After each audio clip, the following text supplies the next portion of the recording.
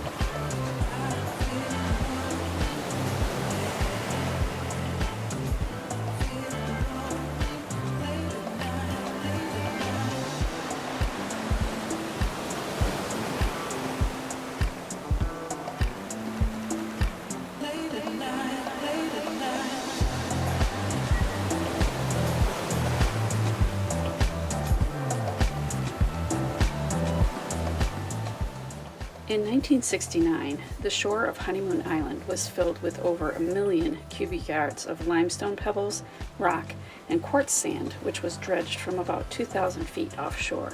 It makes for a very unique beach landscape. At low tide, the rocks become exposed, and it is really fun to pick around in there because many of the shells are trapped by the rocks.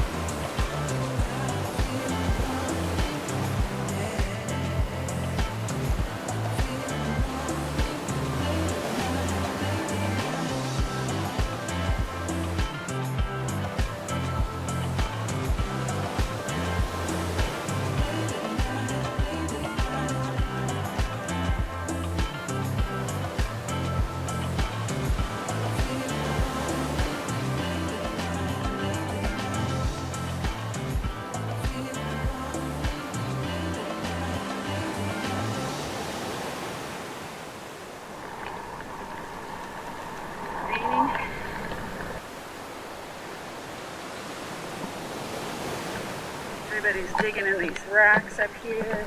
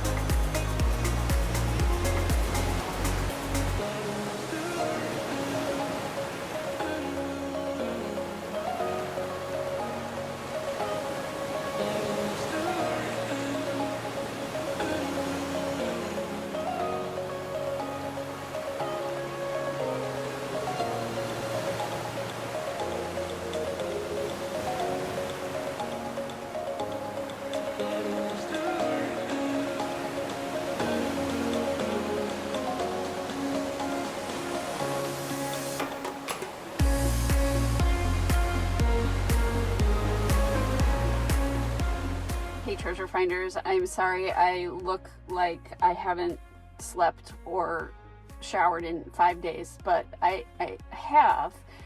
I just have been out shelling this morning and it's post storm, so that's pretty cool. I am once again at Honeymoon Island State Park, and I wanted to pop on really quick despite how I look, because I was going to talk about today about how if you come right after a storm, if you come shelling right after a storm, a lot of times the waves have been so rough and so high that they sweep all the shells off of the beach. And in fact, that did happen. But another thing that's unique about Honeymoon Island State Park is that there are these areas to the north, I guess, on the island there's some rocky areas, and I ended up going over there because there wasn't that much on this beach, which I suspected, but I went in this rocky area and it catches a lot of the shells. And you guys, I found so many shells today. I can't wait to show you my haul, but I have a little surprise, probably one of the best shells that I found. Look at that alphabet cone. I'm so excited to have found this. I've only found maybe one or two of these. They've been in Sanibel, and this one was just waiting for me, but it was up in those rocks. So anyway, this was such a fun shelling day, and I will show you all of my finds in just a little bit. So stay tuned. Look at the I Spy with my little bag. Oh my. Look at that cone. Oh my. Woo!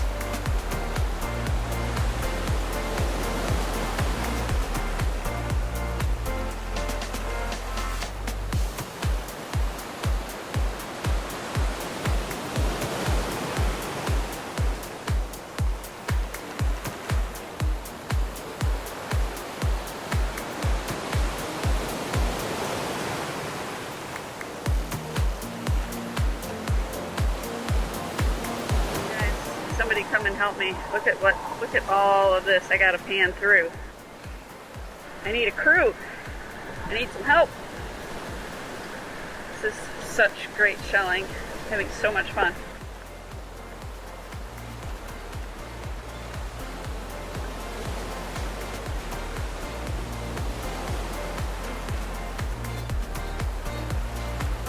Yell if you see anything.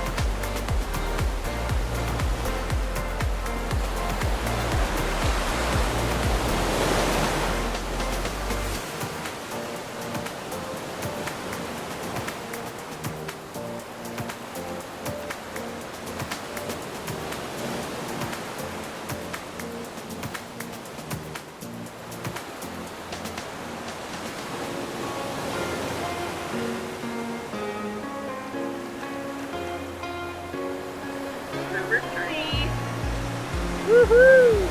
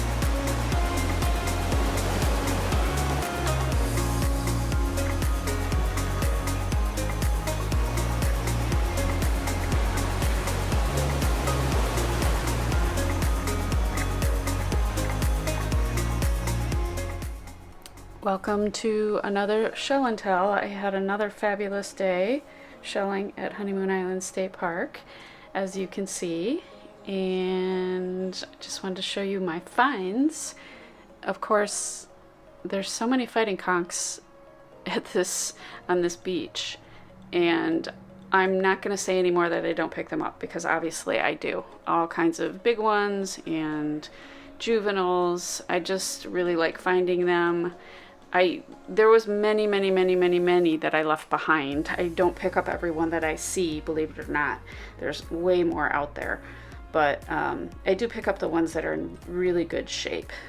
I really love these Atlantic star snails. I've only ever found them at Honeymoon Island State Park, maybe in Clearwater as well. But I think they're usually a little bit damaged in some way or another, but not terribly. So this one actually is kind of taller and bigger than some of them, but I really enjoy those shells. Here was my very exciting finds, as you heard in the video. This is probably the biggest alphabet cone that I've ever found. I'll show you actually in a second. I have another alphabet cone that I have on display in my RV because I love them so much, and that's the only other really good one that I have found. And then I found two other ones. These aren't in quite as good a shape, but I don't care. I don't know why I'm so drawn to cones, but let me run and get that other alphabet cone. So here is the other alphabet cone, and this is why I was so excited when I found this one, because look at the difference. I mean, this one is just massive, and it's got such beautiful color to it. I just was not expecting to find any alphabet cones out there, because I never have found any at Honeymoon Island. So that was a really fun find. I always pick up the worm snails, as you know. Here's many Sunray Venus. I really like these shells. They're super shiny and they're huge, and I think they'll make for some good craft projects in the future. People ask me what I'm gonna do with all these shells. I just send them back home to Wisconsin, and I probably end up doing craft projects with them at a later date. Moving on, I did find some beautiful lightning whelks over here. They're all about the same size, but in pretty good shape. I did pick up this tulip. It's very damaged and it will go back to the beach, but I just wanted to show you how big these can get. This is about the normal size that I find, sometimes even a little bit smaller than this. And then this is a really small one as well. But these banded tulips are just amazing, and there's evidence out there of the true tulip as well, and they've always been broken. So I just got that just to kind of show you how big they can get, and they probably get bigger than this, but this one was huge, I thought. I did pick up a couple of buttercup leucines. You've seen in previous videos that I really like these because they're so yellow on the inside. Here's a little piece of mermaid money. If you don't know what mermaid money is, I will link the video that I did on mermaid money right here. Here are a couple of shark eyes or moon snails in pretty good shape. Of course, the obligatory chestnut turbans, because they're all over on that beach. So a few of them jump into my bag. I don't know how that happens. I think this is an apple murex. I don't think it's a lace murex. It's white, but I think it's just weathered. I do like these big scallops, the bay scallops and just white scallops. I think they're really cool. I need to clean these shells a little bit better. A lot of them were sort of in the rocky area, so I have to clean them. If anybody knows a really safe way to clean your shells, please pass it along to me, because some of these shells don't smell the best. There's no live animals in these, but they do just have a little bit of funky sea smell. So if you know a safe way to clean the shells, please pass that along to me. And then look at all of these olives. There's so many olives out there in those rock beds that I was picking through, and this one was particularly impressive. It's just giant. But I just can't not pick up olives. I don't know about you. How do you feel about olives? I just think they're so pretty. They're so shiny. I just love them. And here's I found a lot of these in Maine. It's a little periwinkle. I've never found one, I don't think on Sanibel or Captiva, but I found a lot of these in Maine, a little bit bigger. I mean, they come in different sizes, but this is a pretty small one. And then lastly, I'm always picking up scallops, and you know that I love the oranges and the yellows, so I can't resist picking those up. And that, I would think, covers everything here. I hope you enjoyed this video and looking at these shells, and stay tuned for my next video. I have a whole pile of shells outside that I'm getting ready to film from my shelling today. This was from yesterday. Please subscribe to my channel and give me a thumbs up, and I'll see you on the beach somewhere.